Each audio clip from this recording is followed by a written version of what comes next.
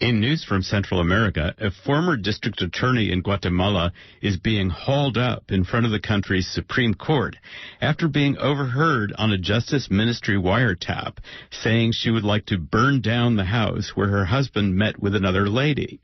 The strange case has its origins in a conflict between former district attorney Gilma Ruano and Guatemala's powerful Attorney General Claudia Paz y Paz. The Attorney General likes to keep impressive statistics as a way of maintaining the support of international institutions like the UN and the U.S. Department of State, which are two of her biggest backers. So prosecutors are told to jack up their caseloads. Gilma Ruano was district attorney of Villanueva near the capital city when she got the instruction. Las circunstancias de las estadísticas era de que para elevar las mismas tenían que presentarse todo caso aunque no hubiera evidencia. Y el que no cumpliera con las metas o presentar las acusaciones, los iban a sacar una mala evaluación y la consecuencia iba a ser el despido. To raise the statistics, we were told to include every case, whether there was evidence or not. If you didn't go along, you would get a bad evaluation and you would be fired. Ruano said she would not comply. Her phone was wiretapped. Last May, she was arrested on charges of drug trafficking, money laundering, and illicit association. She spent 5 days in prison. Her minor children were interrogated without a parent present.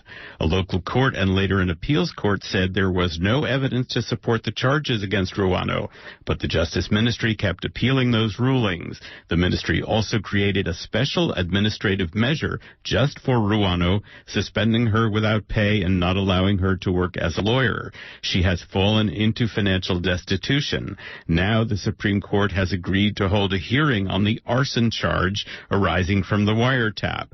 Attorney General Paz y Paz has a close relationship with the president of the Supreme Court's penal chamber, Cesar Barrientos. Last year, the Attorney General and Barrientos told judges in the Capital District that under Paz y Paz's ministry, constitutional protections for victims did not necessarily need to be observed. A judge who didn't like that statement later put it into the public record.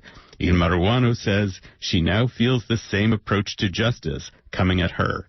Estaban buscando o presionando para que los jueces aplicaran la justicia de acuerdo a como lo quería la fiscal general. The judges have been asked or pressured to apply justice the way the Attorney General wants them to. Guatemala's Supreme Court will hold its hearing on the charges against Ruano this Friday. The Justice Ministry received KPFA's questions in this matter but did not respond.